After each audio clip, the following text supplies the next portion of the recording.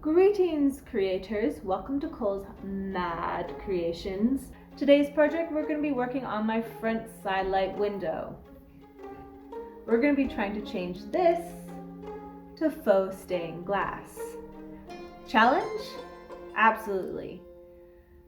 Let's get down to the design work of how I'm actually going to try and pull this off.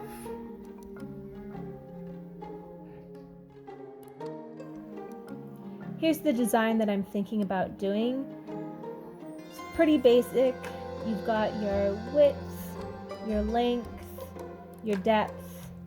I'm planning on putting a 1/2 inch dado into the frame so that way the glass will inlay around the frame. And then I've also organized cut lists, that way I'm not missing any parts. And then this is what it's hopefully going to end up looking like. Now to get serious on how I'm actually going to try and do this. I'm going to use my router plus my router box plus 2 railings on either side of the piece of wood that are slightly higher than the piece of wood to be milled down. I'm going to use my router inside my router box, sliding it back and forth on top of the railings, slowly shaving material off as I work my way up the piece of wood. Do this until you have the correct thickness.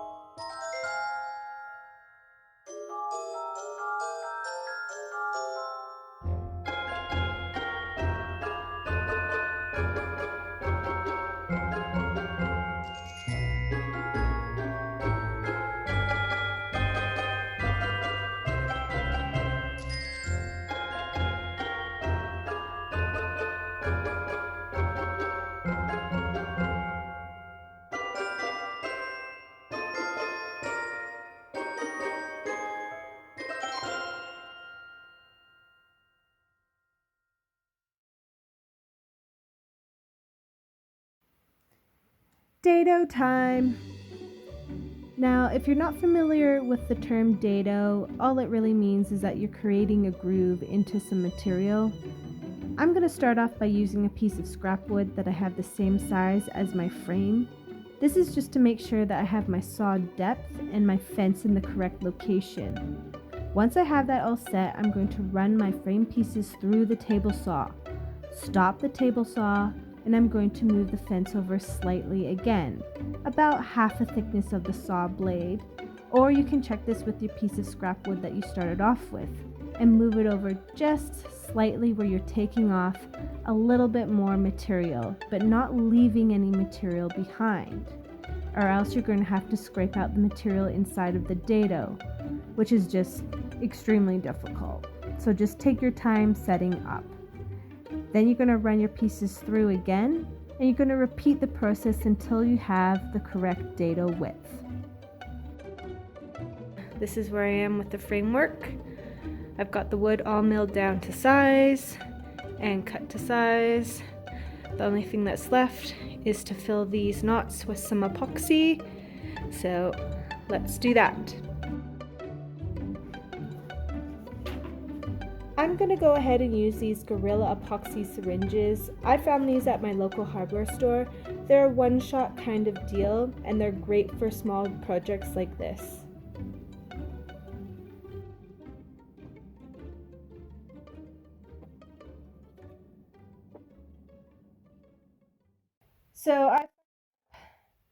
I forgot to make sure that the router bit was nice and secure inside of the router. And of course the router bit dropped and put a nice gouge into the face of the header. And there really are no words to describe what this looks like because I also tried to fix it quickly. And I absolutely hate it. Now to try and fix this, I'm going to router out a section, and this time re-pour an epoxy on top of it, but this time on purpose, trying to level it all off. And hopefully it all works out. Let's see what happens.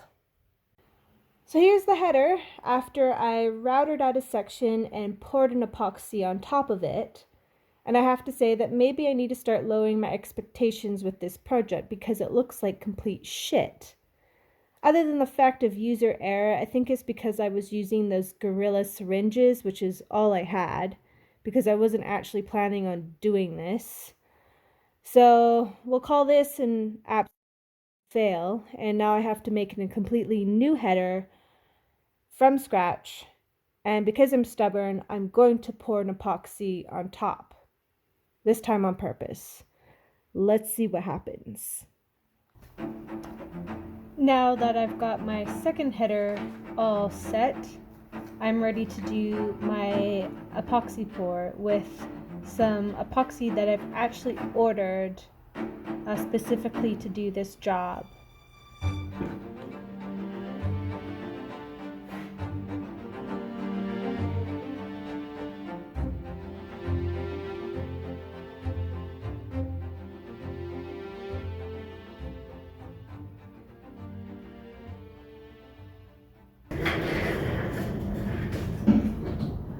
So, here we are at the point where I contemplate all my life's decisions based on this one project that has gone completely sideways from the get-go. And before I turn this into another UFO project in my household, I do want to share with you where I think I'm going to actually find the motivation and inspiration in order to complete this project finally. And in order to do that, we need to go for a walkabout. So, come along with me. Walking up the stairs. And here it is. Ta-da! A Broadway musical spotlight. Yeah. Well, at least I have the magical beast who likes to guard the window, as I like to tell myself that. Yeah. But as you can see, it pretty much invites people to want to look through like a moth drawn to the flame, which is not intentional. So I think I would say motivation found. As you can see, the epoxy pour didn't work out.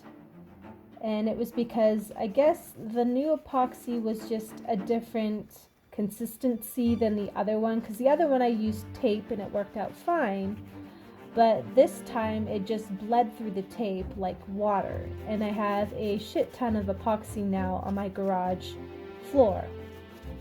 So what I have to do is I made an entire frame to encase the header, and to make sure that the epoxy adheres to the dried epoxy on top of the header, I have to sand it down to make sure that it has a nice rough edge. And then I'll place the header into the encasement and re-pour the epoxy again for the third time.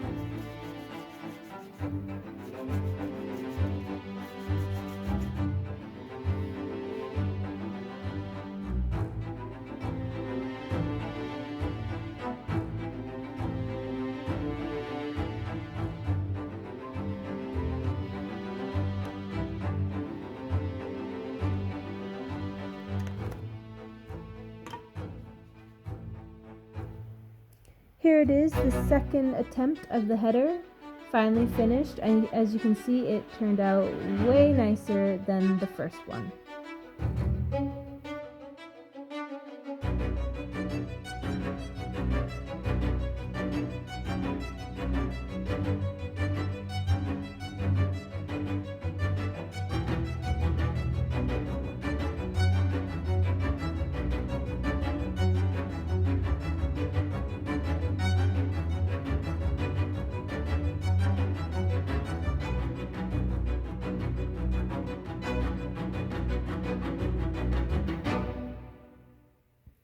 As you can see, I went ahead and stained and varnished my window. Then I attached the design to the back of the window. Now I'm ready to use the self-adhesive lead, which I just purchased from online, but I'll leave where I got it in the description box below. You can usually purchase self-adhesive lead from local craft stores like Michael's, but if you go with the online route, there is a wide range selection of colors, widths, and finishes available, just so you know. I'm going to start off by cutting my pieces to length. Then I'm going to pull the paper backer off to reveal the adhesive. Then I'm going to place the lead into position, then press down firmly to create a seal. If you have joints that are going to be overlapping, you want to rub those joints together to create a seal. This also gives it a solder-like finish. Creating a seal is extremely important. This helps prevent from paint leaking into other parts of your design.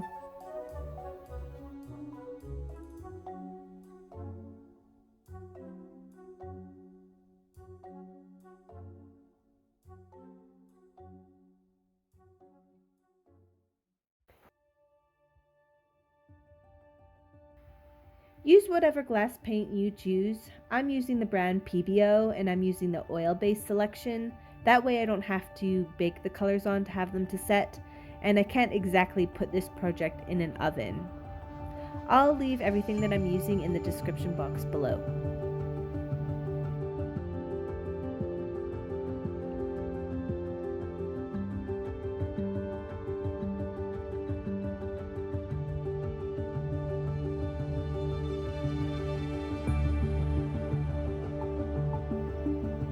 Because I'm going with a vintage vibe, I wanted that rippled glass effect on my clear pieces, which is also known as the bullseye or the cylinder glass, which is done in the 1600s. All I'm doing is I'm pouring my clear coat exactly the same way as all my other colors.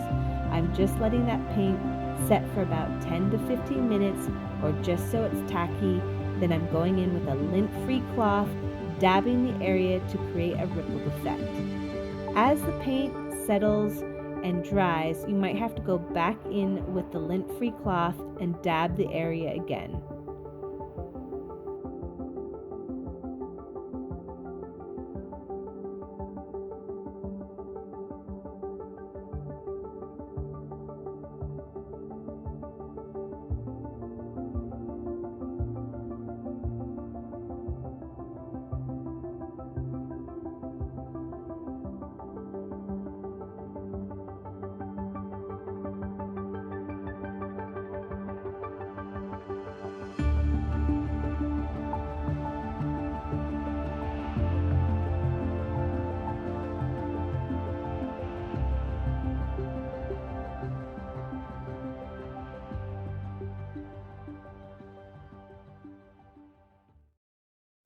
So once you've got your backing up and you've glued and screwed it to 2 studs and it's nice and solid, that's the key point here, is that it's nice and solid.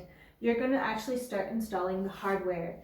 Now I've already installed the wheels onto my window frame, but now we need to install the railing on top of the backing, which is what the window will sit on and roll back and forth. I got this barn door set from Amazon really cheap. It was actually a little bit long, so I ended up just cutting it down.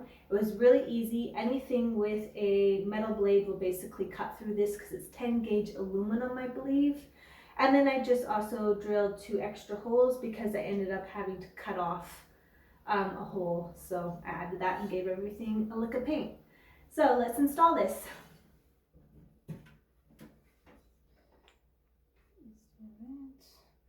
Just follow the instructions that were given to you when you bought your barn door hinge. That's basically all I'm doing right now, is I'm just following what it told me to do. Wait, I think I just did that backwards. Which end? This end. Okay. So I want the Allen key bits to be at the top because I don't want to show that for aesthetic reasons.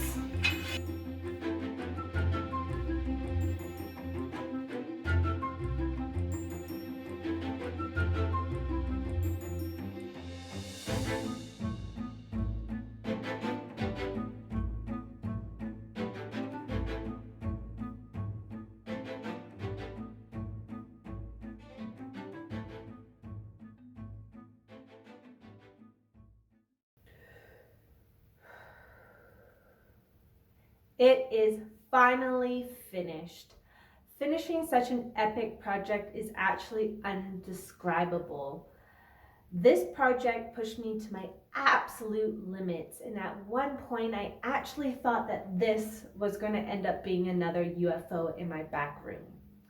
But I found the motivation, I pushed through, and I couldn't be happier with the end result.